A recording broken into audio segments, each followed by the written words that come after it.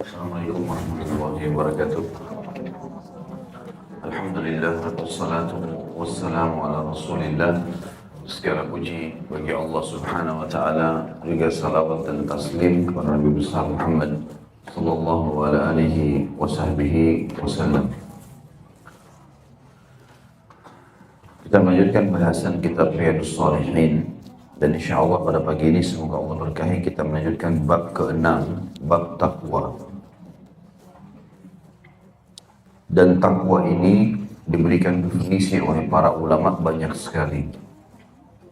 Tapi yang merangkum semuanya dari definisi tersebut adalah takwa mematuhi dan menjalankan semua perintah Allah tanpa membedakan mana wajib mana sunnah, dan meninggalkan seluruh larangan Allah tanpa membedakan haram atau makruh. Jadi takwa itu adalah mengerjakan, mengikuti, mematuhi, dan mengerjakan semua perintah Allah tanpa membedakan mana wajib dan sunnah, artinya semua dikerjakan, dan juga meninggalkan semua larangan Allah tanpa membedakan mana haram ataupun makruh, semua ditinggalkan. Makin kuat dalam jiwa seseorang ketakwaan ini, maka makin banyak fasilitas yang diberikan oleh Allah. Dalam hidupnya, semuanya Allah. Apapun yang diperintahkan oleh Allah, dia kerjakan, dia nikmati. Yang halal dinikmati. Apa yang dilarang oleh Allah, maka ditinggalkan. Ini konsep yang berhubungan dengan masalah definisi takwa. Dan sekali lagi, takwa itu bertingkat-tingkat. Makin kental seseorang itu patuh kepada Allah, maka makin banyak fasilitas yang dia dapatkan. Banyak ayat Al-Quran yang berbicara tentang masalah takwa. Kalau yang pernah saya telusuri pribadi saja di Mu'jam Al-Fadh Al-Quran, kurang lebih 228 ayat dengan beragam macam termnya. Ada ittaqi, ittaqu, muttaqin, muttaqun, dan seterusnya. Ini cukup banyak. 200 lebih ayat, 228 ayat. Sebatas ilmu saya ya, yang saya pernah telusuri sesuai dengan termnya di Mu'jam Al-Fadh Al-Quran, atau di kamus yang mencari lafaz-lafaz Al-Quran. Di antaranya disebutkan oleh Imam Nawawi di sini rahimahullah adalah surah Al-Imran ayat 102 yang bunyinya a'udzubillahi minasyaitonir rajim, ya ayyuhalladzina amanu taqullaha haqqa tuqatih. Al-ayat, hai orang-orang beriman, bertakwalah kepada Allah sebenar-benar takwa kepadanya, atau sebenar-benar patuh. Dari definisi tadi panjang, kalau kita mau ringkaskan lagi, takwa itu kepatuhan kepada Allah. Baik dalam mengerjakan perintah atau meninggalkan larangan. Makin kental dalam jiwa kita ketakwaan ini, makin luar biasa kita mengerjakan perintah, semangat, selalu kita tanda kutip memaksa diri dalam ketaatan ini, kemudian juga kita meninggalkan maksiat semaksimal mungkin, maka makin tinggi level kita di sisi Allah subhanahu wa ta'ala, derajat kita, dan makin banyak fasilitas yang didapatkan. Allah juga menyebutkan dalam surah At-Taghabun ayat 16, sebagaimana ditulis dalam buku kita ini, tentang perintah agar bertakwa kepada Allah semaksimal mungkin dan semampu kita. Bunyinya, a'udzubillahi minasyaitonirrajim, fattaqullaha mastata'tum. Bertakwalah kalian kepada Allah menurut kesanggupan kalian. Artinya maksimalkan. Orang walaupun ngantuk malam, dia coba bangun sholat malam. Walaupun malas, dia lawan. Tetap baca Quran, tetap zikir pagi sore, tetap sholat duha. Godaan syaitan banyak untuk untuk melakukan perbuatan dosa, dia tepis, isti'adzah a'udzubillahi minasyaitonir dan sabar, tidak mau mengerjakan. Maka ini maksudnya adalah semampu kalian, kerjakan itu.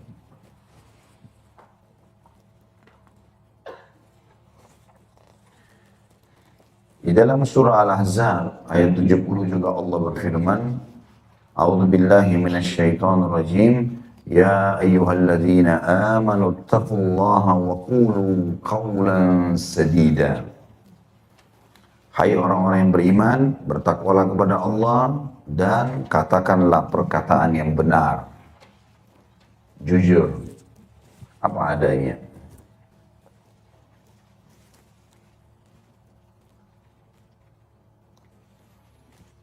Kalau kita bertakwa kepada Allah, tentu banyak sekali ayat berhubungan dengan masalah takwa. Tadi saya katakan 200 ayat lebih ya. Tadi itu semua 3 ayat yang sudah kita baca adalah ayat-ayat yang menjelaskan tentang perintah bertakwa. Tentu ada lagi seperti Al-Imran, surah nomor 3 ayat 200 ayat terakhirnya. Ya ayyuhalladzina amanu taqullaha, ya ayyuhalladzina amanu isbiru wa sabiru wa rabitu wattaqullaha. Ya. Al-ayat yang artinya hai orang beriman, sabarlah dan ajaklah orang agar bersabar dan saling membantulah satu sama yang lain, merapatlah satu sama yang lain, saling mengingatkanlah satu sama yang lain dan bertakwalah kepada Allah. Jadi banyak perintah-perintah berhubungan dengan masalah hal tersebut. Sekarang kalau kita bertakwa dapat apa sih sebenarnya? Nah ini bab kita yang akan kita rincikan nanti. Tapi ada ayat yang menarik sekali dalam surah At-Talaq. Surah nomor 65, ayat 2, ayat 3, ayat 4, dan ayat 5. Jadi ada 4 ayat berurutan itu. Menjelaskan tentang fasilitas yang didapat kalau orang bertakwa. Surah At-Talaq, surah nomor 65, ayat 2, ayat 3, ayat 4, dan ayat 5.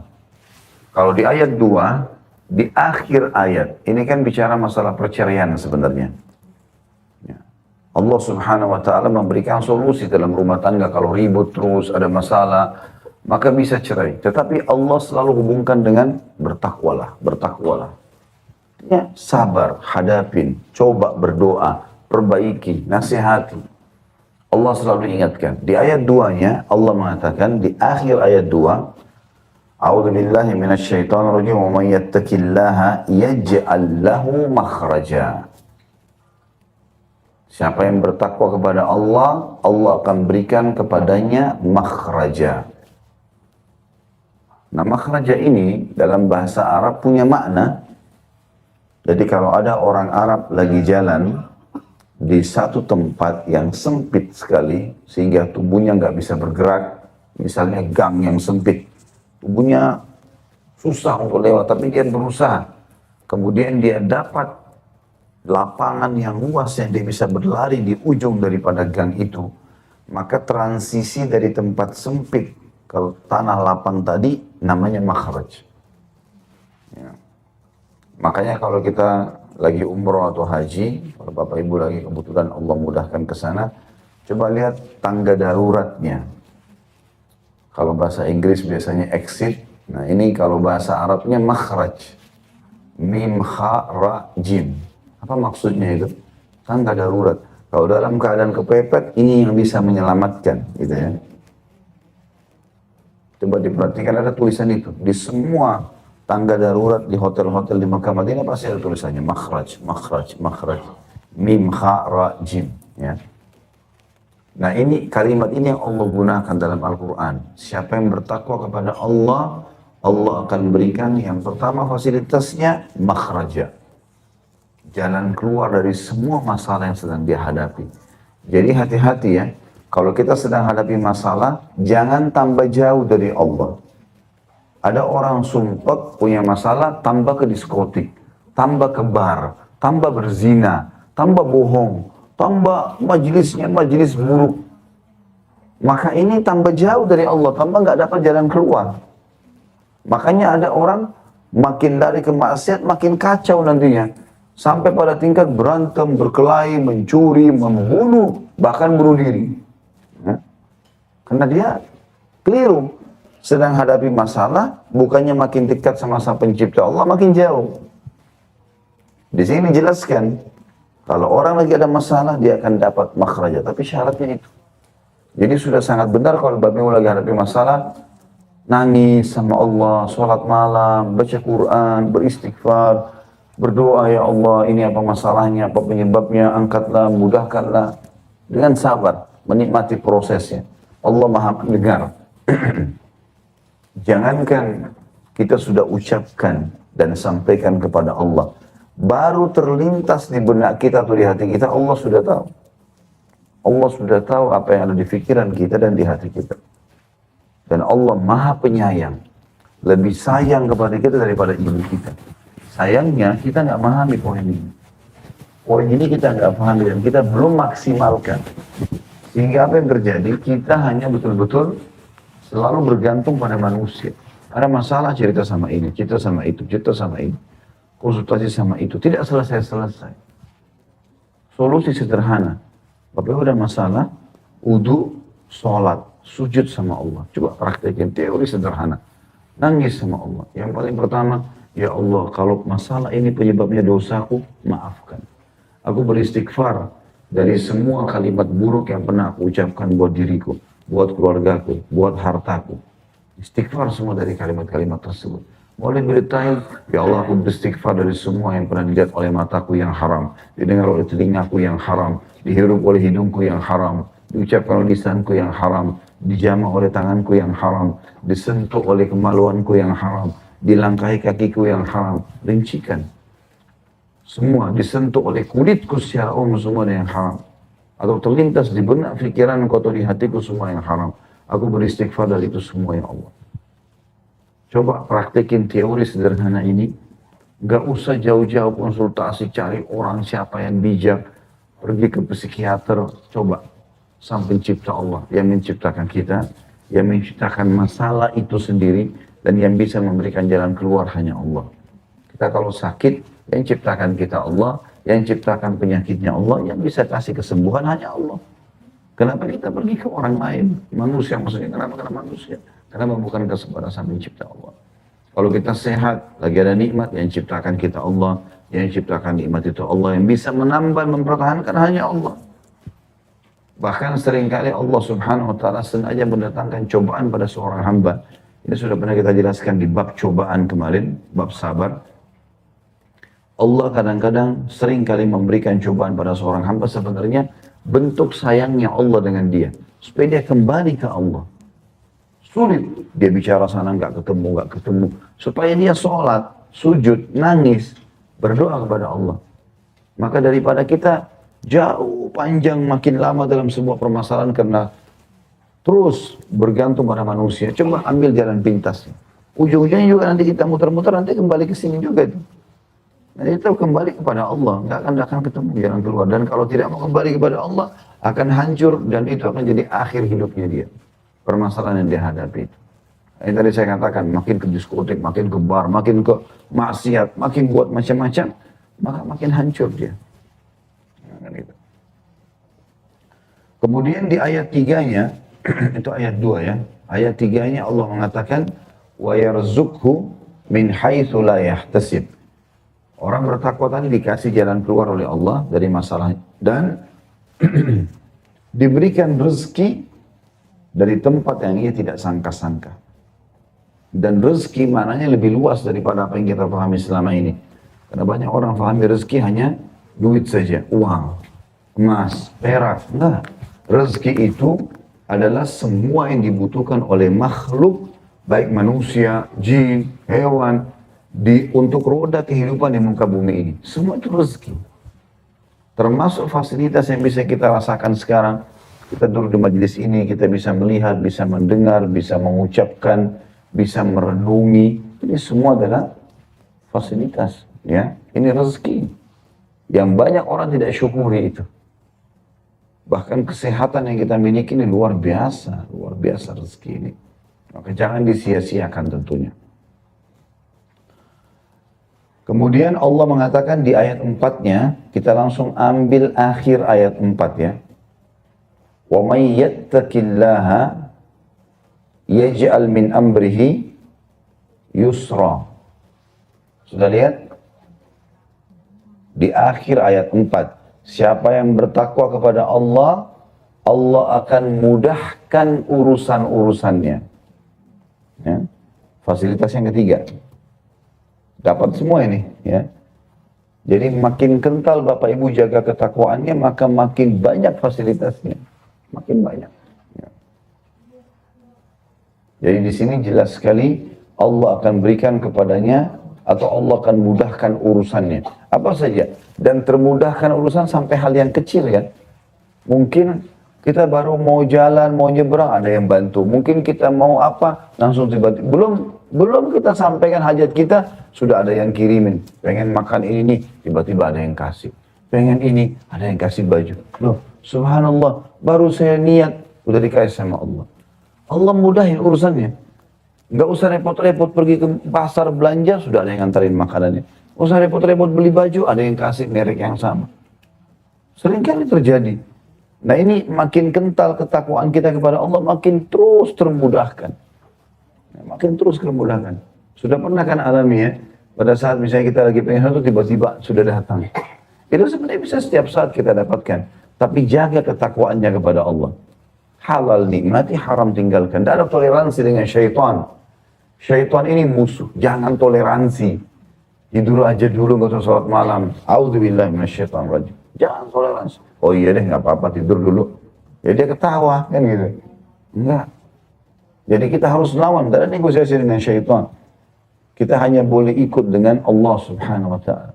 Semua yang membawa pada kemaksiatan, pada kebencian, ya, masalah-masalah syaitan. Makanya pernah ada seorang anak muda baru menikah di zaman Nabi SAW. Lalu dia ketemu sama Abdullah bin Mas'ud, anak muda ini. Dia mengatakan, istri saya punya kelebihan fisik. Cantik, terkenal. Saya takut nanti dia benci saya. Artinya saya takut nanti sudah nikah, jadi suami terus dia minta cerai. Kata Abdullah bin Mas'ud, ketahuilah, semua kebencian dari syaitan. Dan semua cinta dari Allah. Maka semua yang membawa pada benci, dihindari. Syaitan sudah itu. Kecuali kita benci ahli maksiat itu lain. Dia buat dosa, kita benci perbuatannya. Tapi kalau benci suami, benci istri, benci anak, benci mertua, syaitan semua. Untuk apa benci-bencian deh? Ada orang salah punya kekurangan, nasihatin, luruskan. Bayangkan kita kalau siap hadapi masalah, cerai. Kira-kira mau nikah sama siapa ini? Mau nikah saja. Hah? Bisa kita cubit, bisa kita kempesin, bisa dibuang. Gitu. Baik betul kan? Kalau setiap ada masalah sedikit cerai, ini kapan bisa bertahan rumah tangganya? Menikah sama orang kedua masalah lagi, ketiga masalah lagi. Ya kan? Karena kita menikah sama manusia, maka harus diketahui. Benci itu dari syaitan, kata Abdullah bin Mas'ud, dan cinta dari Allah subhanahu wa ta'ala. Lalu Abdullah bin Mas'ud menyuruh dia sholat 2 rakaat, anak muda ini mengatakan kalau kau masuk ketemu dengan istrimu, sholatlah 2 rakaat. Lalu peganglah ubun-ubun kepalanya sambil mintalah kebaikannya. Ucapkan, ya Allah aku minta kebaikannya wanita ini dan kebaikan yang dibebankan kepadanya, dan juga aku minta jauhkan aku dari keburukannya dan keburukan yang dibebankan padanya. Ya. Kalau ada di sini ibu-ibu yang belum pernah waktu nikah suaminya belum baca, masih bisa pulang ke rumah, minta. Ya Allah aku minta kebaikannya wanita ini dan kebaikan yang dibebankan padanya. Kalau bahasa Arabnya, Allahumma inni as'aluka khairaha wa khaira ma jubilta alaiha. Itu walaupun belum dilakukan dulu ya. Walaupun maaf ada ibu-ibu yang mungkin sudah sampai pada nenek punya cucu, nggak ada aibnya. Bahkan itu bisa saja memperbaiki banyak hal yang kita tidak sadar. Ya. Dipegang ubun-ubun kepala ya. Kemudian dia mengatakan, Allahumma inni as'aluka khairaha wa khaira ma jubilta alaiha. Yang artinya, ya Allah, aku minta kebaikannya wanita ini dan kebaikan yang terbebankan padanya, ada fitrah padanya. Wa a'udzubika min syarriha wa syarri ma jubilta alaiha. Dan aku minta dilindungi dari keburukannya dan keburukan yang terbebankan padanya. Sebagian ulama mengatakan ini juga disunnahkan dalam riwayat lain untuk kita baca pada saat membeli hewan tunggangan atau kita beli kendaraan. Kalau sekarang itu juga dibaca. Kita sambil pegang bagian depannya membacakan ini. Ya Allah, aku minta kebaikannya dan kebaikan yang ada padanya. Dan jauhkan aku dari keburukannya dan keburukan yang ada padanya. Ya. Termasuk jalan kemudahan ini adalah sebagian ulama mengatakan ayat 4 ini merincikan ayat 2 tadi. Ayat 2 tadi Allah bilang apa? Allah akan berikan kepadanya makhrajan. Jalan keluar ya. Tetapi jalan keluarnya belum dirincikan, mudah atau sulit. Misal gini, ada orang sakit, dia dapat jalan keluar, tapi operasi dulu. Ya. Ada orang mau buka usaha, utang dulu. Kan gitu. Nah ini juga jalan keluar, tapi masih ada kesulitan. Ayat 4 merincikan, bahwasanya orang yang bertakwa, Allah mudahkan urusannya. Maksudnya, makhraja tadi ayat 2 dimudahkan oleh Allah. Tidak operasi sembuh. Gitu loh. Nggak perlu utang, bisa dapat modal. Ada yang ajak kerja sama misalnya. Maka Allah berikan jalan keluar. Ya. Belum menasehatin pasangan, sudah datang minta maaf dia sendiri. Allah SWT mudahkan. Anak kita sudah merasa kecewa sama dia, ada sesuatu yang dia salah, tiba-tiba datang minta maaf dengan kita. Jadi banyak hal yang terjadi. Maka itu ayat 4-nya. Makanya di sini sebenarnya kekuatan kita dalam menghadapi kehidupan dunia ini adalah ketakwaan kita pribadi. Makin kuat kita menjaga hubungan sama Allah, ini makin bagus semua di sekitar kita. Ini makin kacau hubungan kita sama Allah, sholatnya asal jadi, sujud ya begitu saja, entah khusyuk atau enggak. Maka rendah sekali ketakwaannya. Semua fasilitas di sekitarnya juga lemah sekali. Bisa hilang setiap saat. Tapi makin dia bertakwa, maka makin luar biasa fasilitasnya. Kita lanjutkan ayat kelimahnya dalam surah At-Talaq tadi, di akhir ayatnya Allah juga mengatakan wa man yattaqillaha yukaffir anhu sayyi'atihi wa yu'zim lahu ajra.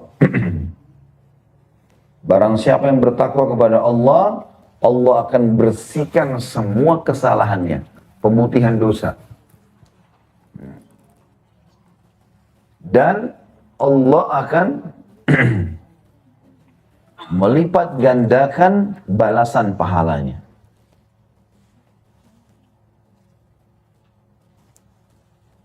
Melipat gandakan balasan pahalanya.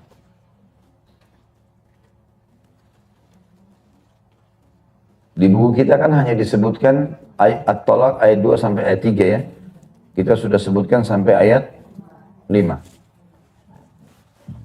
Dan tadi sudah kita sebutkan itu fasilitas yang keempat berarti. Allah akan maafkan semua kesalahannya dan juga Allah akan lipat gandakan balasan pahalanya. Selanjutnya di buku kita ada juga surah Al-Anfal ayat 29. Allah berfirman, A'udzubillahi minasyaitonirrajim, in tattaqullaha yaj'al lakum furqanan wa yukaffir 'ankum sayyi'atikum wa yaghfir lakum wallahu dhul fadlil 'azim. Jika kalian bertakwa kepada Allah, saya sudah bilang tadi takwa apa definisi ringkasnya? Patuh. Patuh. Sekarang saya tanya Bapak Ibu sekalian, kalau ada pegawai patuh sekali. Ibu-ibu di sini misalnya punya pembantu di rumah, kerjaan ini, ya semuanya patuh. Kita suka nggak sama orang itu? Kita bahkan hormati karena orang ini selalu selalu patuh. Apa saja patuh. Ya, dikatakan anak yang patuh, anak yang berbakti, gitu kan? Istri yang patuh, istri yang berbakti, gitu kan? Kan begitu. Jadi patuh itu bagus sebenarnya. Patuh peraturan pemerintah, patuh itu takwa maknanya. Tapi di sini kita lebih luas, kita patuhnya kepada Sang Pencipta Allah. Itu yang dimaksud. Dan bagi Bapak Ibu mungkin kalau ada yang hadir masih kadang-kadang memilah-milah amal soleh, kadang-kadang masih malas, harus diperbaiki. Pertanyaan saya, sampai kapan coba? Sampai kapan Bapak Ibu mau nunda-nunda amal soleh, mau nunda taubat, nunda-nunda berubah? Hanya setengah-setengah nggak bisa. Itu di tangan kita sendiri loh. Kita nggak tahu ajal kapan datang. Ingat penyesalan di akhir kehidupan kita. Coba dulu. Orang-orang meninggal nanti, kalau kita meninggal, kita berharap Bapak Ibu sekalian kembali ke dunia sujud sekali. Baru meninggal, karena butuhnya dengan setengah pahala. Sekarang mumpung masih sehat, kenapa nggak sholat duha, kenapa nggak sholat malam? Apa alasannya? Ngantuk. Setiap hari kita ngantuk loh. Kapan kita mau tunggu nggak ngantuk malam? Nggak mungkin kan. Harus bertakwa, lawan itu. Jadwalkan. Oh saya mau sholat malam nanti. Biasanya saya tidur jam 12 malam, sekarang saya tidur jam 10 malam. Jadwalkan. Dan itu antara kita sama Allah. Ketakwaan ini adalah hubungan pribadi kita sama Allah. Itu harus dimuliakan. Karena fasilitas akan dapat. Banyak yang kita dapatkan. Luar biasa. Dan subhanallah, kita kalau sudah memulai amal soleh itu, kita sudah memulainya dan kita programkan. Awalnya berat, setan goda. Tapi nanti bergulir seperti roda yang mobil yang sudah berjalan. Saya pernah bilang, kalau masih ingat kata-kata saya ini, jadikan sebagai pegangan hidup. Kita kalau mau lomba lari sama rival kita, lawan kita, kalau kita masih di garis start, tidak jalan-jalan, rival kita juga santai-santai saja dia. Tapi coba kalau kita sudah mulai lari, bagaimana caranya supaya dia bisa kalahkan kita? Dia harus lebih cepat larinya, kan gitu. Kita kalau sudah mulai amal soleh, seperti orang yang sudah mulai berlari. Syaitan untuk mengalahkan kita, dia harus lebih kencang daripada kita. Kalau enggak, nggak bisa. Ibadah itu kalau sudah dilakukan rutin, jadwalkan puasa Senin Kamis. Mulai minggu depan, mulai puasa. Berat, lawan. Itu nanti kalau sudah bergulir, syaitannya yang kalah. Dia udah nggak bisa kalahin kita nanti. Dia cuma paling bisikin, nanti kalau diundang makan, nanti a'udzubillahi minasyaitonirrajim. Tetap aja puasa. Toh juga maghrib datang bisa makan, kan gitu. Karena kalau saya tanya sekarang, sekali lagi, coba renungi baik-baik. Kalau Bapak Ibu nggak buat sekarang, puasa Senin Kamis misalnya, sholat tahajud, sholat duha, kapan lagi? Tunggu kapan? Besok? Masih hidup nggak besok? Kita nggak tahu kan? Makanya harus bertakwa secara pribadi dan harus dipaksakan itu. Saya bilang sama istri saya begitu. Harus kita memaksakan diri. Kita yang coba, kalau enggak bakalan.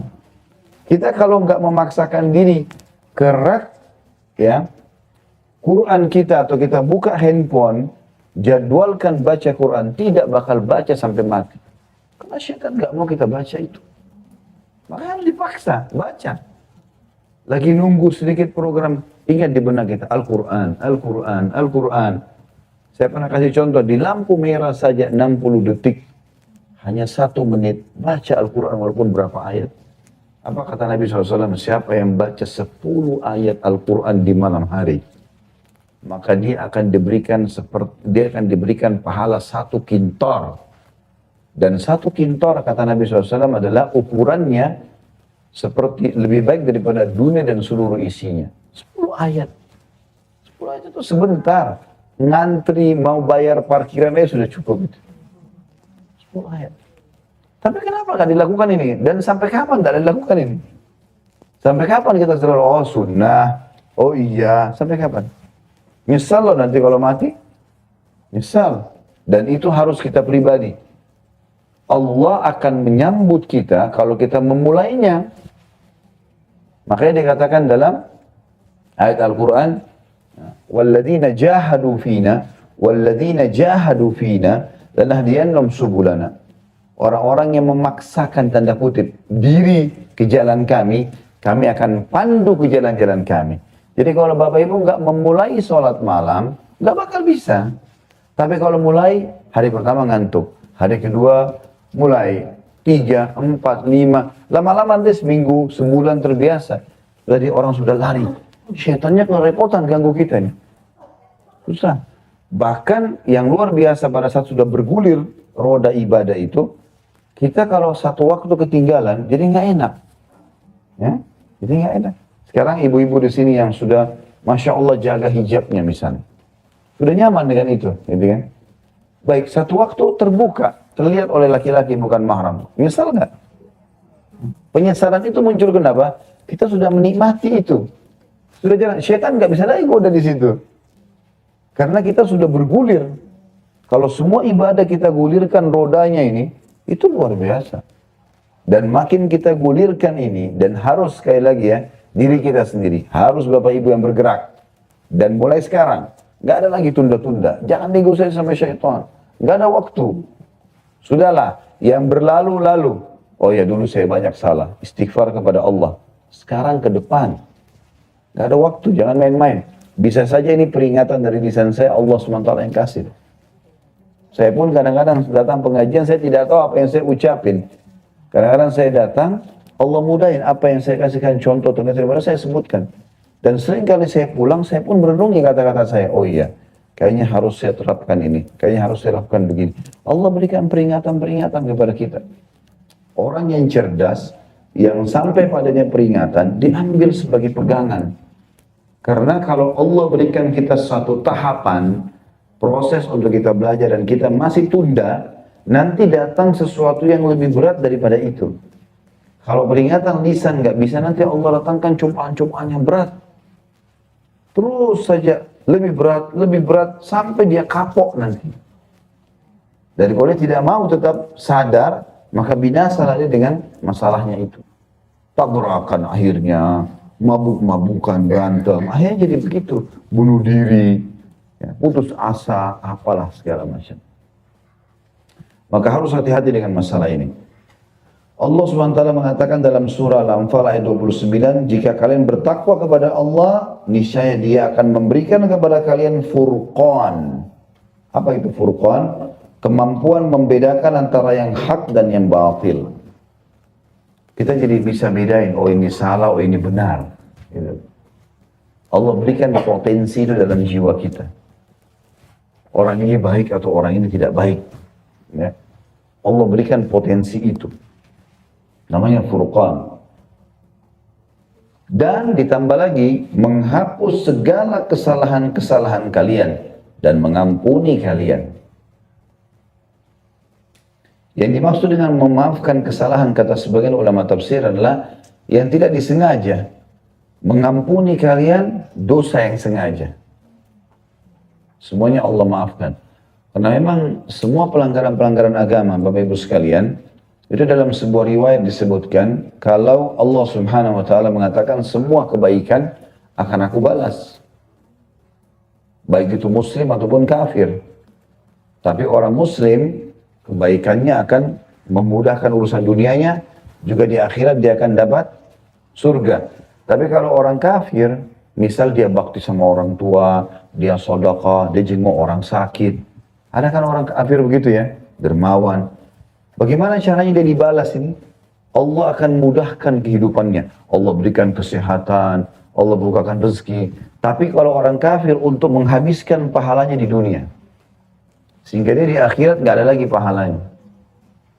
Dalam sebuah riwayat dijelaskan seperti itu, hadis qudsi, ya, menjelaskan masalah itu. Tentu banyak sekali ayat di sini dan ada ayat lain juga ya. Kalau kita tambahkan itu Al-Imran, surah Al-Imran, surah nomor 3 ayat 133 yang menjelaskan tentang masalah surga. Puncak target seorang muslim masuk surga. Ya, surah nomor 3 ayat 133 yang bunyi a'udzubillahi minasyaitonirrajim wasari'u ila maghfiratin min rabbikum wa jannatin arduha as-samawati wal ardu iddat lil muttaqin. Bergegaslah kalian pada pengampunan Tuhan kalian. Taubatlah. Cukup yang lalu-lalu. Sekarang ke depan harus berubah. Saya selalu ingatkan, jangan terpengaruh dengan lisannya orang. Kamu berubah ya? Kamu alim ya? Iya. Biarin aja dia ngomong. Karena kalau enggak, sampai kapan kita mau terpengaruh dengan lisan orang ini?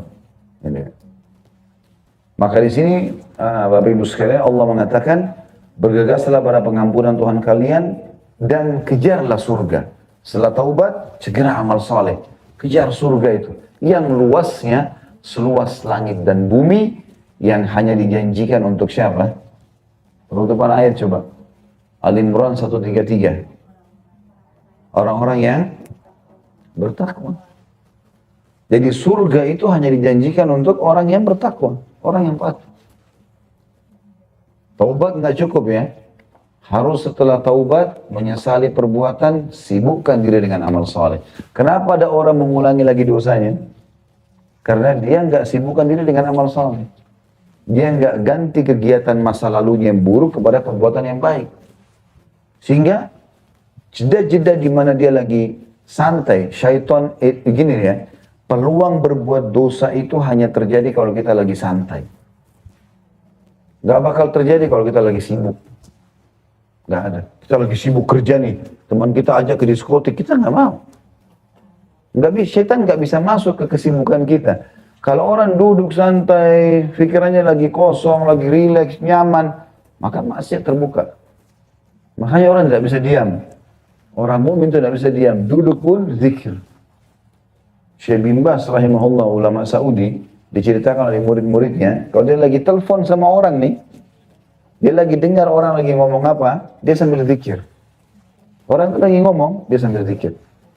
Nanti selesai orang itu ngomong, baru dia jawab. Jadi nggak ada jeda ngomong kosong ini. Menghayal, syaitan masuk akhirnya. Duduk di rumah, santai habis mandi, nggak ada kegiatan, mulai putar remote TV. Dari film ke film.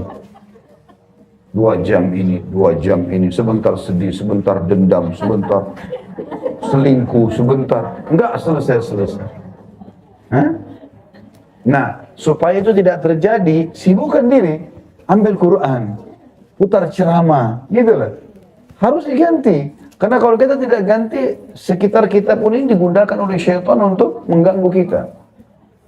Jadi harus kita berubah. Ya. Ayat Al-Quran berbunyi, kata Allah SWT, A'udzubillahi minasyaitonirrajim, Innallaha la yughayyiru ma biqaumin hatta yughayyiru ma bi anfusihim.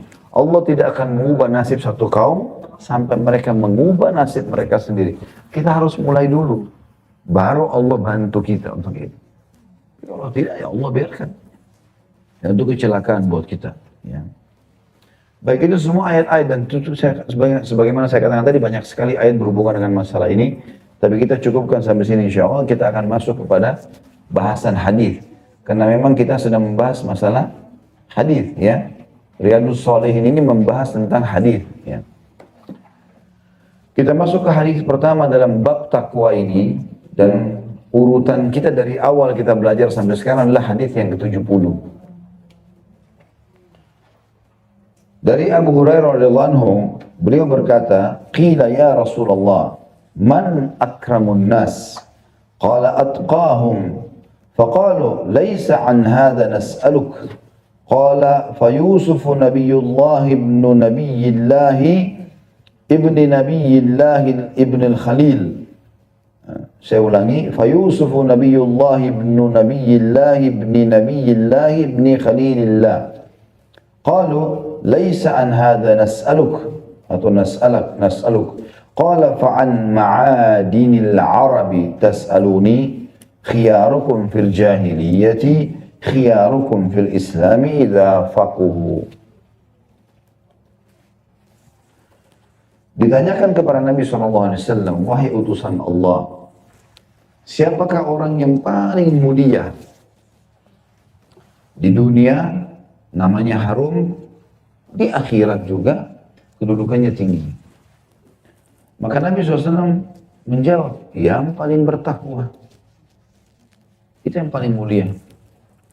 Lalu mereka berkata, bukan itu yang kami tanyakan ya Rasulullah. Kami sudah tahu itu. Ada jawaban lain enggak? Kata Nabi SAW, Yusuf Nabi Allah, putranya Nabi Allah, maksud Nabi Yaqub, putranya Nabi Allah Ishak, putranya Khalilullah Ibrahim. Kalau yang kalian tanya masalah individu, maka orang yang mulia Yusuf AS. Di dunia Allah kasih kerajaan dan kenabian, ketampanan fisik, ya, kelebihan fisik, dan juga di akhirat punya derajat tinggi. Para sahabat berkata, bukan itu juga yang kami tanyakan kepada Anda. Ada sesuatu yang kami inginkan. Maka beliau mengatakan, kalau begitu, apakah tentang turunan bangsa Arab yang kalian tanyakan kepadaku? Ternyata sahabat ingin tanya masalah ini. Kami ini sekarang, dulu di masa jahiliyah. Kemudian Anda datang kepada kami ya Rasulullah, Sekarang kami sudah masuk Islam. Siapa di antara kami yang paling mulia? Maka Nabi SAW mengatakan, yang terbaik di masa jahiliyah adalah yang terbaik di masa Islam jika mereka benar-benar mengerti. Maksudnya, apa yang kalian jaga di masa jahiliyah, dari merawat diri, menjaga nama baik, mencari kedudukan yang boleh, ya. Dan itu dalam Islam boleh, kalau kalian pertahankan kalian akan mulia.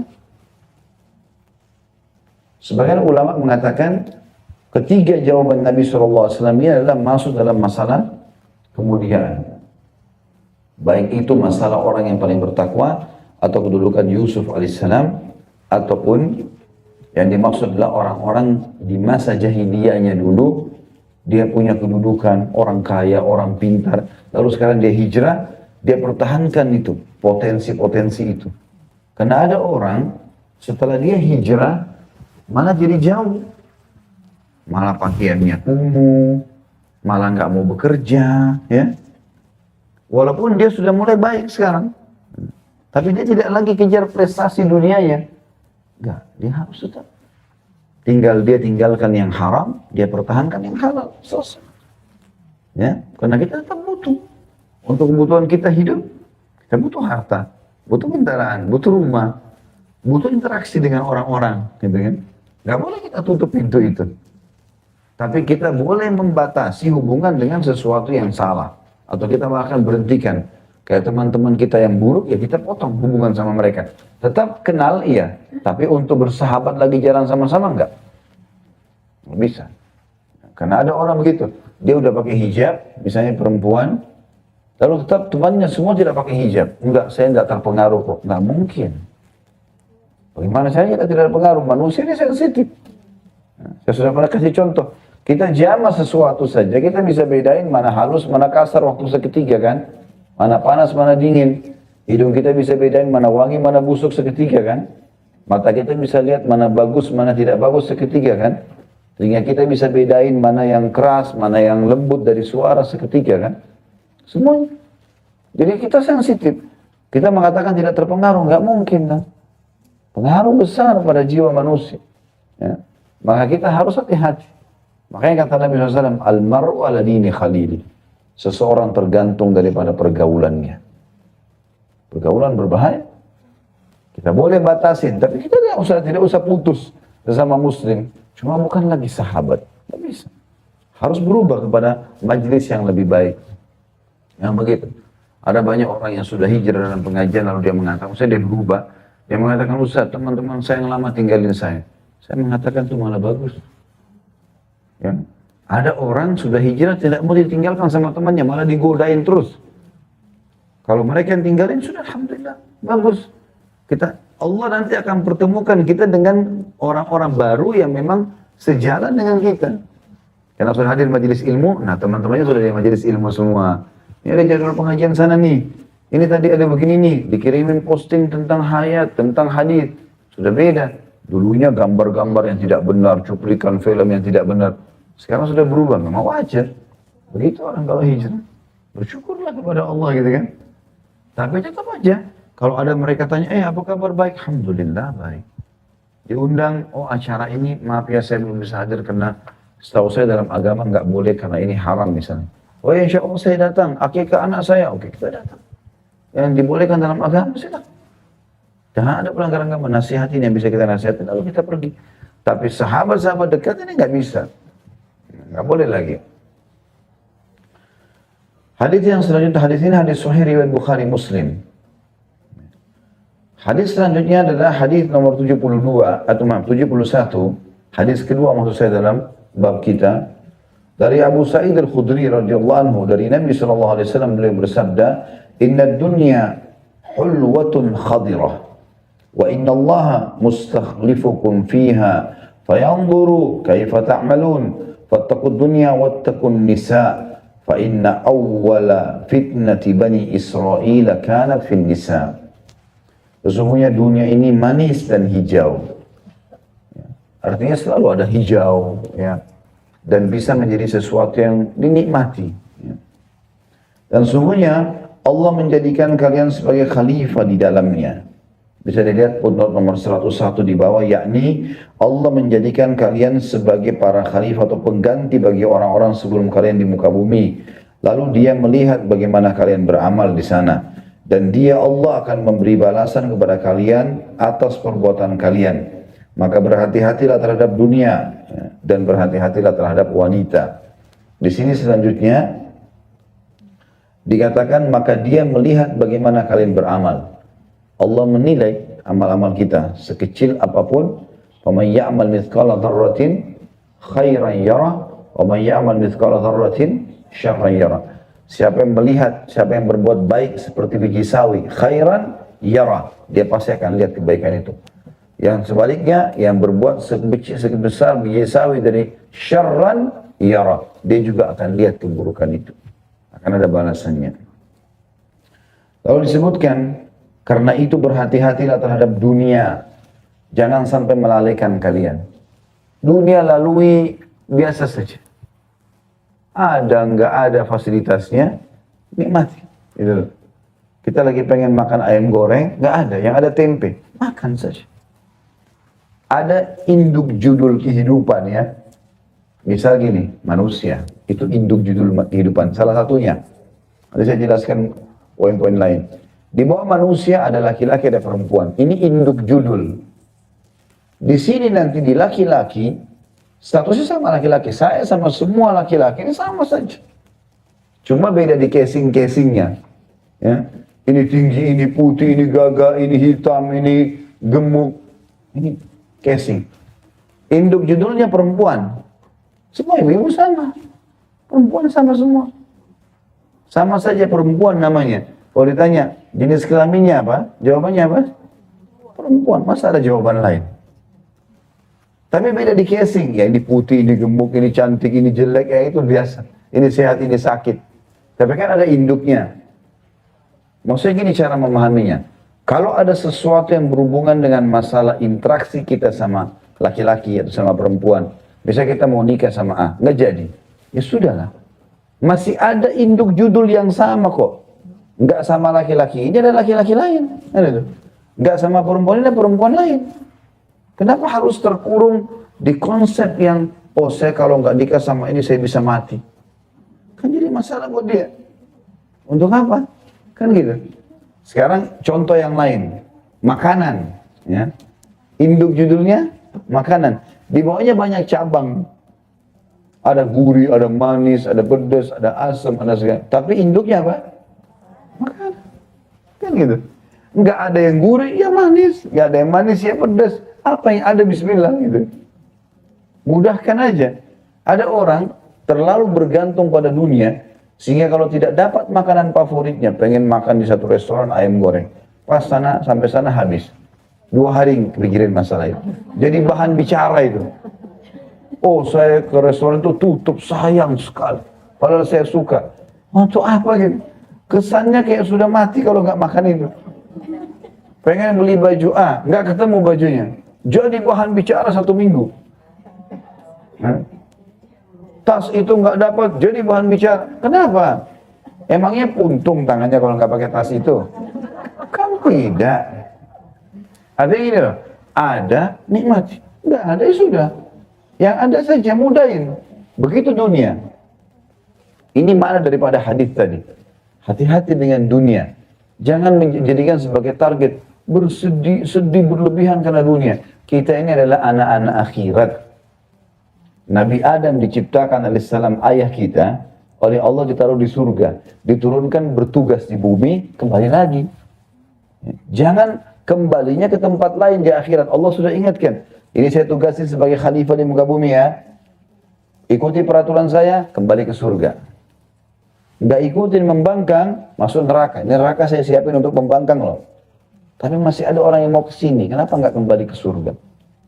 Dan surga sederhana, jadi orang baik, itu saja kok. Jujur, amanah, dermawan, baik. Allah juga buat kebaikan itu fitrah, disukai. Kalau orang senyum, ramah, dermawan, bakti sama orang semua suka. Allah suka, Allah berikan pahala besar, Allah buat manusia suka. Semua yang Allah larang, bohong. kasar, nyuri, apalah, gunjing. Semua itu Allah buat, Allah tidak suka, Allah berikan ancaman berat, dan juga Allah buat kita atau orang-orang tidak suka. Orang tidak suka, walaupun ada ibu-ibu cantik sekali, tapi lisannya tajam. Setiap ketemu kasar kalau ngomong. Ada orang mau berteman sama dia. Setampan apapun laki-laki itu, kalau ngomong suaranya kasar, ya, matanya suka melotot, mukul, orang suka. Mau diapain kegantengannya dan cantiknya itu? Mau dimakan? Enggak lah, gitu kan. Tapi ada orang subhanallah sederhana. Mungkin Allah berikan dia sedang lah, ya, kelebihan fisiknya misalnya, tapi santun, ramah. Atau mungkin dia jelek tapi dia ramah sekali. Secara fisik dia buruk tapi akhlaknya baik. Orang tetap berteman nyaman. Orang sebut itu aja kan kebaikannya. Seperti itulah. Karena ini yang harus kita fahami. Jangan sampai keliru dalam masalah poin seperti ini. Makanya Syekh Utsaimin rahimahullah, salah satu ulama Saudi mengatakan, setiap muslim harus menjadikan dunia ini seperti WC-nya. Begini maksud memahaminya. Kita masuk WC kenapa? Ada hajat ya. Habis itu kita nggak mungkin lama-lama kan keluar. Dunia harus begitu. Hajat, ada hajat kita, apa hajat kita? Ibadah. Ada ibadah, kita ibadah, habis itu selesai. Meninggal, akan kembali. Jadi jangan sampai berlebihan dalam masalah dunia. Maka Nabi ingatin, hati-hati dengan dunia. Ada orang karena luar biasa terhadap dunia, mulai dari hal yang kecil ya, kecewa pada saat tidak dapat bajunya belum dicuci, ada baju lain. Enggak, saya harus pakai baju itu. Nangis, ribut gara-gara baju itu. Marah-marahin pembantunya gara-gara lupa setrika. Dapat apa? Pakaian sudah ada. Oh itu kan saya sudah pakai minggu lalu di pengajian. Biarin pakai 2 kali, kenapa? Ya berarti kan dicuci. Kenapa harus malu sama orang? Bukan pada tempatnya malunya. Iya juga kalau diperhatikan. Mungkin tidak ada orang yang tahu, syaitan aja besar-besarin. Itu bajumu sudah dilihat loh. Padahal orang tidak ada yang lihat. Percaya diri sendiri gitu. Ada orang lihat gitu. Tapi subhanallah ada saja orang yang kadang-kadang begitu. Kalau ada sekali lagi, kau pakai fasilitasnya. Tapi kalau nggak ada, mudahin. Ya, jangan sampai berlebihan. Ada orang karena terlalu cinta dunia, akhirnya sampai mengambil haknya ahli waris, buat sertifikat palsu. Ya. Mau diapain coba tanah yang dicuri itu? Fasilitas yang kita butuh untuk tubuh kita ada loh ya. Misal tidur, berapa luas Bapak Ibu butuh ranjang? 1 kali 2 meter. Hah? Sofa ini bisa dipakai tidur, bisa nggak? Ranjang kita kalau yang sekarang yang king size 2 kali 2 meter itu sudah bisa guling-guling ya. Itu fasilitas kita ya. Ngapain dicuri tanahnya ahli waris 1 hektar? Untuk apa? Sampai kata Nabi SAW, siapa yang mengambil tanah sejengkal secara kezaliman, dia akan dibebankan tanah itu 7 lapis ke bawah pada hari kiamat. Ngapain sertifikat palsu ini? Tahan ahli waris, dia sebagai kakak yang paling tua, ada dia nggak dikasih. Kenapa ini? Haknya orang gitu. Mau diapain itu harta gitu? Haknya orang, nggak boleh tanggung jawab. Cari itu. Ini kan jadi masalah ini ya. Orang terlalu berlebihan dalam masalah dunia. Akhirnya melakukan banyak hal yang aneh-aneh. Sampai pada tingkat akhirnya membunuh jadi halal, ya, menghina orang lain, semua segala macam hal dilakukan. Maka harus hati-hati, dunia sebentar akan ditinggalkan. Sebagaimana kata para ulama atau dalam pepatah bahasa Arab dikatakan, cintailah siapapun yang kau suka di muka bumi dan miliki apa yang kau miliki, apa yang kau akan miliki. Tapi ketahuilah, kau akan kembali nanti mati sebagaimana kau lahir, tanpa busana. Tasnya ibu-ibu yang banyak bermerek di lemari itu, nggak ada yang dibawa ke liang lahat. Ya. Nggak dibawa. Boleh pakai, tapi jangan berlebihan. Selalu alasannya diskon. Saya sudah bilang diskon tidak habis sampai hari kiamat. Nggak habis-habis itu, nggak selesai-selesai. Jangan ikuti terus hawa nafsunya ini, ya. Sesuai kebutuhan. Malu orang sudah pernah lihat, biarin aja nih. Tanpa susah malu. Boleh nikmati ya, tapi jangan berlebihan. Sesuai kebutuhan. Maka ini perlu digarisbawahi, apalagi sampai ada orang merasa sedih luar biasa gitu. Kayak sudah, dunia ini kalau sudah ada hilang sesuatu, kayak sudah luar biasa dari dia. Padahal seorang mukmin tidak seperti itu. Ya. Kemudian dikatakan, dan lanjutannya, dan berhati-hatilah terhadap wanita. Ini memiliki banyak makna. Makna yang pertama adalah berhati-hatilah kalian terhadap wanita yang di bawah tanggung jawab kalian. Itu makna yang pertama. Maksudnya adalah kalau suami tanggung jawab terhadap istrinya, anak tanggung jawab terhadap ibunya, ya. Saudara tanggung jawab terhadap saudarinya. Dia nggak boleh bengkalikan wanita. Makanya pendapat yang mengatakan bahwasanya ini maknanya juga masuk adalah hati-hatilah dalam membengkalikan wanita. Kembali kepada hadis Nabi SAW riwayat Bukhari di Haji Wada. Beliau mengingatkan pada saat haji, hati-hati dengan wanita di bawah naungan kalian. Berbuat baiklah dengan para kaum wanita. Gitu. Diingatkan, karena rusaknya wanita, rusak masyarakat. Ya. Rusaknya wanita, rusak masyarakat. Sekarang kalau ada perempuan mau berzina, subhanallah walaupun dia tidak punya kelebihan fisik, tapi kalau dia menggoda, bisa berzina. Ya. Tapi kalau laki-laki yang mau dan perempuan nolak, nggak bisa terjadi perzinahan, kecuali dia perkosa. Beda. Kerusakan masyarakat ada di situ. Maka harus dijaga. Ibu dihormati, muliakan dalam Islam. Istri dijaga. Ya, sampai Nabi SAW membahasakan tentang istri yang mengatakan, hati-hati dengan botol-botol kaca. Disuruh jaga, disuruh ikuti apa yang dia inginkan. Yang penting tidak melanggar agama. Dia toleransi, apalah gitu. Disuruh jaga. Saudari disuruh perhatikan. Kalau bapak ibu ada punya saudari janda, butuh bantuan, susah, diperhatikan. Ini saudara saya datang lagi nih, pasti minta makanan. Kasih aja, kenapa sih? Hah? Emangnya satu kulkas kita bisa makan? Kan tidak. Berbagilah dengan orang, gitu kan. Berbagi. Makanya jadi pahala buat kita kan. Sampai pernah Nabi SAW sembelih satu ekor kambing, dipotong-potong, dikasih Aisyah. Lalu kata Nabi SAW, hai Aisyah, bagi-bagilah sesuai dengan yang kau mau. Maka Aisyah berbagi-bagi, kasih tetangganya, kasih segala macam.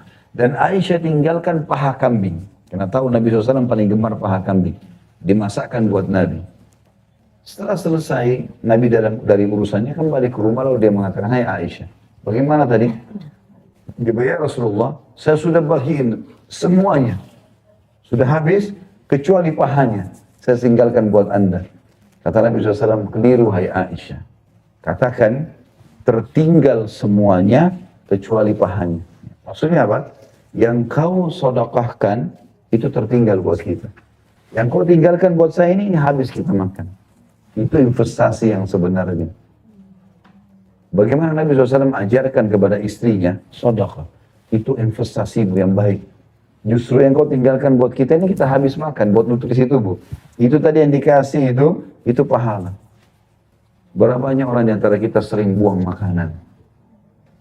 Buang-buang gak ada gunanya. Gak disentuh, beli ini, beli itu. Ya. Ada orang matanya mata belanja. Lihat ini harus beli, lihat itu harus beli. Berhenti nih, baca a'udzubillahi minasyaitonir rajim, usap matanya itu. Belanja terus, gak selesai-selesai. Masih banyak makanan di rumah, beli lagi, beli lagi. Belum tentu. Bahkan kadang-kadang kena banyaknya dia lupa kalau di gudang sudah banyak stoknya. Ya. Beli lagi ini, beli lagi itu. Itu lemari baju kalau bisa teriak sudah teriak. Gitu. Ya. Rak-raknya sudah mau rubuh semua. Kena beli terus. Ya. Jadi harusnya berhenti. Dibatasi maksud saya. Baik. Itu makna. Artinya perhatikan wanita. Gitu kan? Berikan hak mereka, perhatikan mereka karena kebaikan masyarakat ada kebaikan ada pada mereka. Seperti itulah ya. Makna yang lain adalah hati-hati dari fitnah wanita. Dan ini juga ulama banyak menekankan masalah ini. Makna fitnah wanita adalah wanita kalau sudah keluar, kata Nabi SAW, maka akan diikuti oleh syaitan yang banyak. Gitu. Karena kalau dia keluar, kata Nabi SAW, dia kalau keluar dengan keindahannya, dengan lemah lembutnya, dengan jalannya, dengan wanginya, maka kata Nabi SAW, di bagian depannya syaitan, di belakangnya syaitan, di kanannya syaitan, di kirinya syaitan, karena bisa menggoda semua. Bisa laki-laki lihat dari belakang tergoda, dari samping tergoda, dari depan tergoda, gitu kan. Dan itu berbahaya. Maka hati dari fitnah wanita. Kita lihat banyaknya rusak rumah tangga karena fitnah wanita. Ribut sama istrinya, pergi ke diskotik, ketemu perempuan tidak benar. Ya. Kan gitu. Maka dikacaukan dengan itu. Ya. Dikacaukan dengan itu. Maka ini semua adalah fitnah wanita. Dimaksudkan di sini hati-hati dengan fitnah-fitnah wanita tersebut. Makanya kata para ulama, khusus dalam masalah pemahaman yang kedua ini, fitnah wanita, kata para ulama harus ditemukan solusinya. Itu pendidikan agama yang baik. Karena wanita itu memiliki perasaan lebih dominan. Sebenarnya ibu-ibu itu punya potensi yang sangat baik dalam ibadah. Asal faham agama, tersentuh secara keimanan, masukkan dalam hati, ibu-ibu itu bisa lebih kuat ibadah daripada bapak-bapak. Karena pakai perasaan. Misal gini, oh iya ya ternyata surga itu ada ya, saya takut masuk neraka. Ibu lebih hati-hati, ibu lebih mudah bangun sholat malam daripada bapak. Karena bapak-bapak itu masih pakai akal. Oh capek, udah besok aja saya sholat. Bisa begitu. Kalau perempuan enggak. Makanya kalau dia baik, dia selamat dari fitnah itu, maka akan aman itu.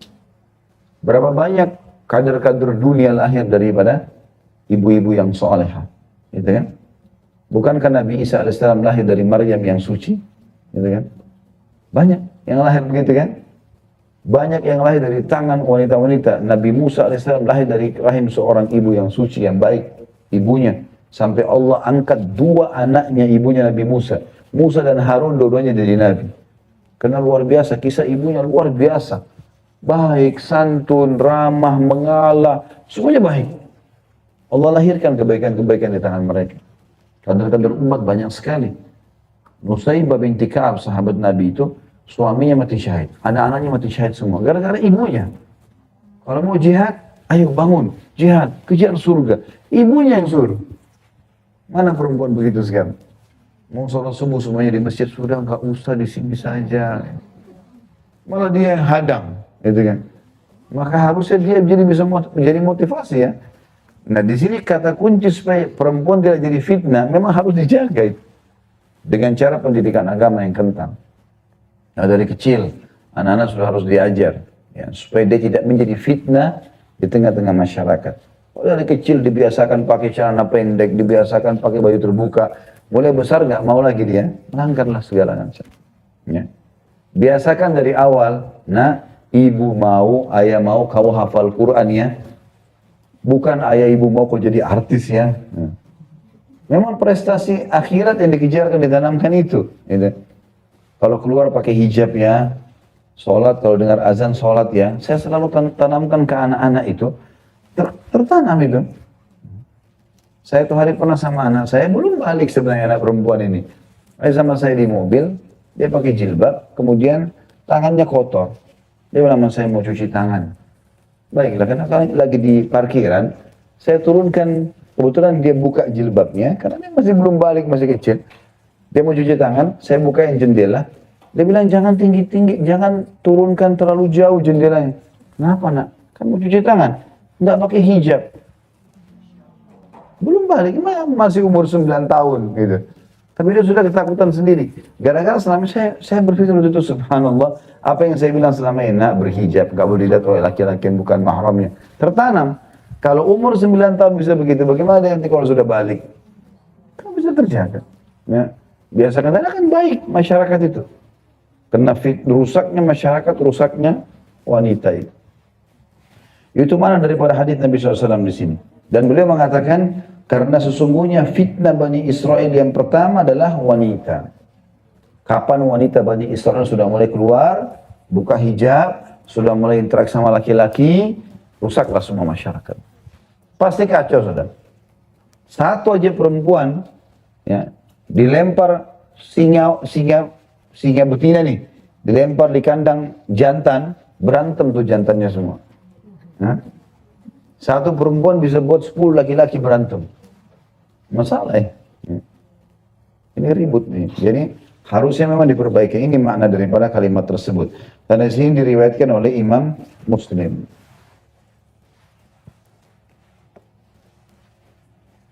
Baik, selanjutnya hadis 72. Ini hadis ketiga dalam bab kita. Dari Ibnu Mas'ud radhiyallahu anhu bahwasanya Nabi SAW bersabda, masih dalam masalah takwa ya, Allahumma inni as'aluka al-huda wat-tuqa wal-afafa wal-ghina. Hadis ini sahih riwayat Imam Muslim. Di antara doa yang sering sekali Nabi SAW baca, minta 4 hal ini. Dia mengatakan, SAW, Ya Allah, sungguhnya aku memohon kepadamu hidayah. Kemudian yang kedua, ketakwaan. Yang ketiga, kesucian diri. Yang keempat, kecukupan hati. Makna daripada memohon hidayah, hidayah ini petunjuk dari Allah Subhanahu wa Ta'ala, ya.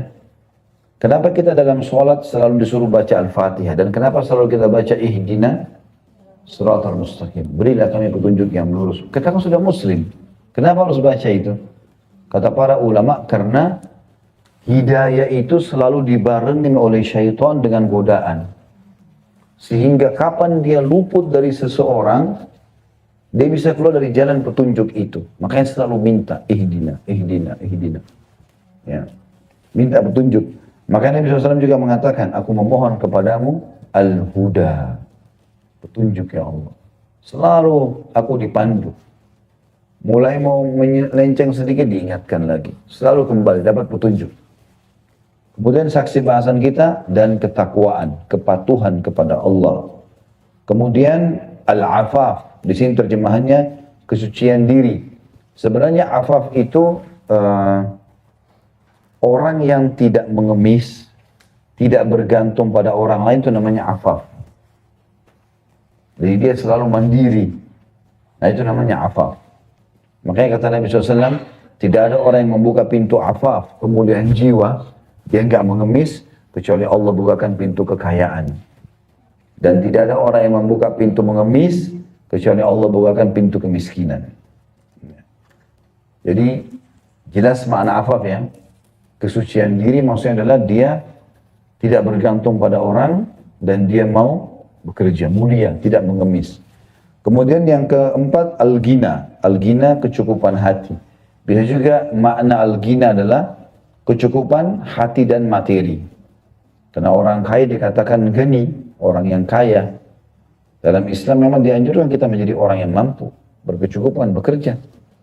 Cari hasil itu. Dan saya sarankan Bapak Ibu kembali ke ceramah kami di YouTube, judulnya Katakan Iya untuk Sukses.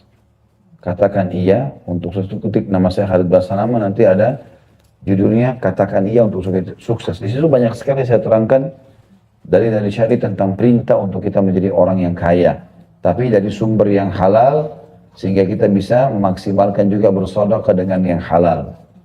Jadi istilahnya tanda kutip membeli surga dengan harapan kita. Ya. Ini doa yang diajarkan Nabi SAW, ya. Hadis 73, dan ini hadis keempat dari bahasan kita, dari Abu Tarif Adi bin Hatim At-Tai radhiyallahu anhu, beliau berkata, saya mendengar Rasulullah SAW bersabda, man halafa ala yaminin thumma ra'a atqa lillahi minha falyati taqwa. Hadis ini riwayat Imam Muslim. Barang siapa yang bersumpah atas suatu sumpah, kemudian dia melihat hal lain lebih dekat dengan takwa kepada Allah daripada sumpahnya, maka hendaklah dia melakukan yang takwa tersebut.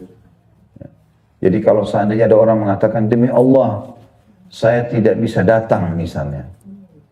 Padahal setelah itu hatinya berbisik, ya, mengatakan, alhamdulillah.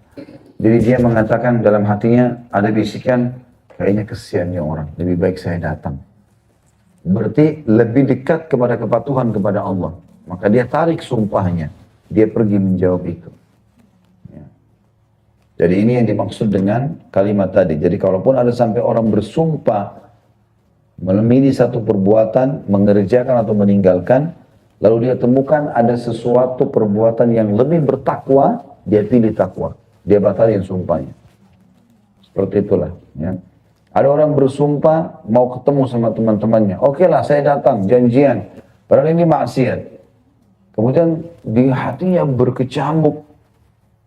Pergi enggak ya? Pergi enggak ya? Lebih takwa tidak pergi. Ya dia batalin tadi janjinya. Maaf, saya enggak bisa. Hati saya bergejolak nih. saya nggak bisa pergi. Apa adanya. Dan ingat saya pernah ingatkan ya, jangan pernah malu menjelaskan kepada teman-teman tentang keadaan kita. Nggak boleh malu. Kalau ada orang ngajak kita ke diskotik, ke karaoke, kemana-mana, kita sudah tahu itu nggak boleh, dia telepon, jawab, jangan nggak jawab. Ini telepon, waduh dia telepon lagi nih, ngajak kemaksiat nih. Gak usah jawab, baik, mati teleponnya sekali, 2 kali. Kita nggak jawab, begitu selesai, oh alhamdulillah sudah nggak telepon lagi. Besok telepon lagi tuh, karena kita nggak jawab. Angkat telepon, assalamualaikum, tuh biasanya selamat malam, sekarang assalamualaikum ya, alim ya sekarang, iya alhamdulillah, saya sudah ikut pengajian, ayo ke karaoke yuk. Wah udah nggak bisa, haram, saya tahu dalam agama. Kamu kok berubah gitu? Ya, nggak apa-apa, jawab. Kalau kita jawab apa adanya nanti, dia nggak telepon lagi besok. Kayaknya sudah nggak bisa diajak nih. Nah, kan jadi berhenti pada saat itu ya. Nah, jangan malu dengan masalah seperti ini, jelaskan. Ya. Apalagi kalau kita bisa berdakwah dengan retorika yang baik dengan dia, sehingga dia jadi tertarik. Apa sih yang membuat kau berubah? Oh karena begini, saya dengar kisah ini, saya dengar hadis ini, saya ada di majelis ini, ayo ikut yuk, misal. Terus dia berubah, kita panen pahalanya loh selama dia berubah. Karena kata Nabi SAW begitu, siapa yang menunjukkan pada kebaikan, dia akan dapat pahala kebaikan. Pelaku kebaikan tersebut tanpa mengurangi pahala orang yang mengikutinya tadi. Sebaliknya, siapa yang menjadi petunjuk pada keburukan, ya, maka dia akan panen dosanya tanpa dikurangi dari dosa pelaku tersebut. Yang terakhir dalam bahasan kita adalah hadis nomor 74. Hadis kelima dalam bab kita ya. Dan kalau ada yang mau bertanya tentu silakan disiapin pertanyaannya setelah ini.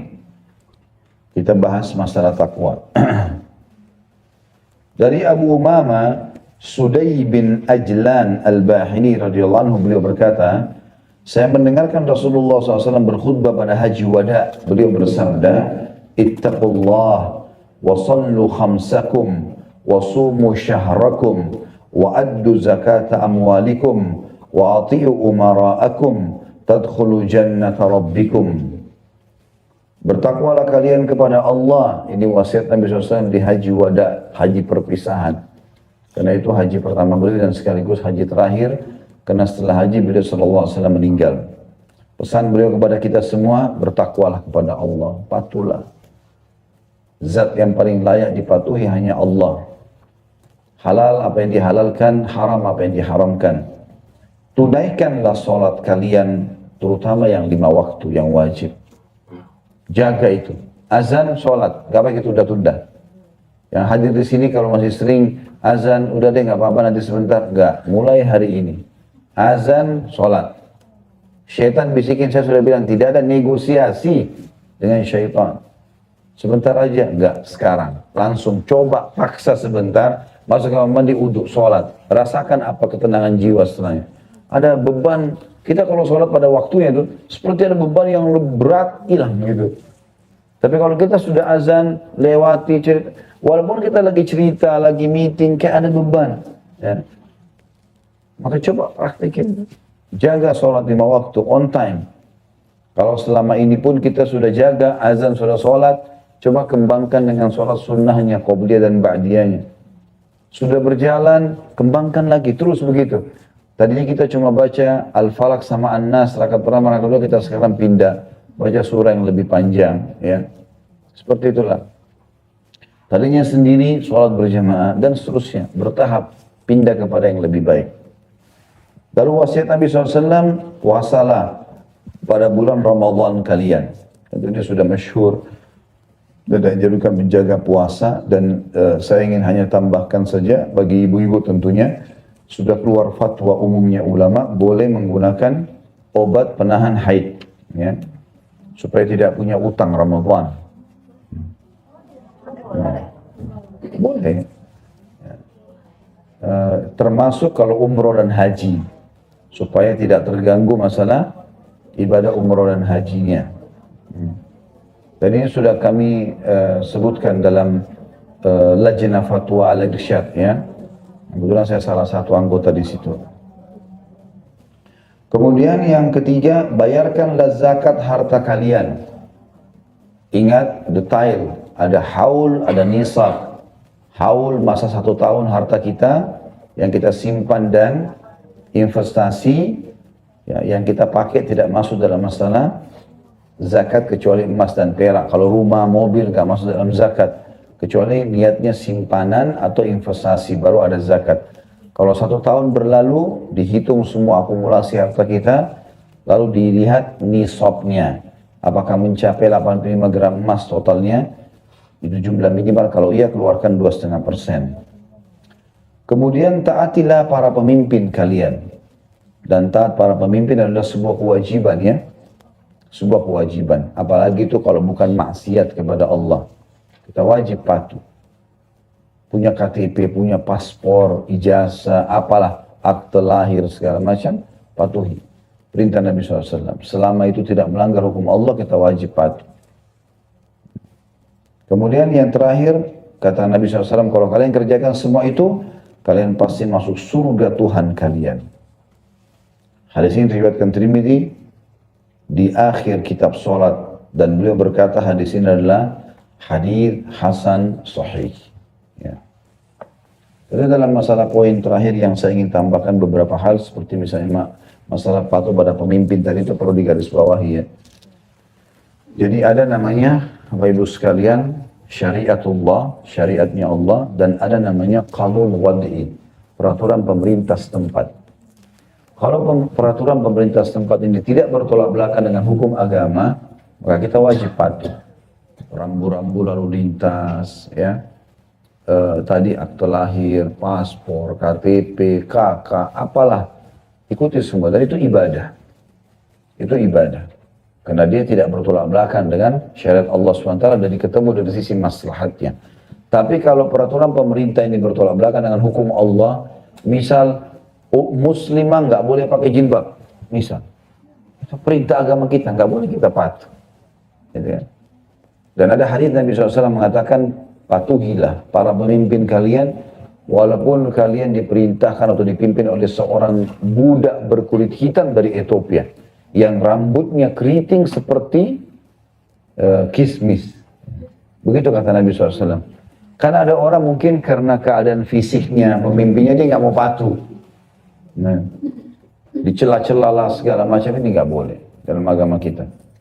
Bahkan kata Nabi SAW, kalau kalian dikaruniai oleh Allah atau kalau kalian dicoba oleh Allah dengan pemimpin yang zalim, maka kalau kalian diberikan hak kalian, bersyukurlah kepada Allah. Kalau yang belum kalian temukan hak kalian, maka mintalah kepada Allah.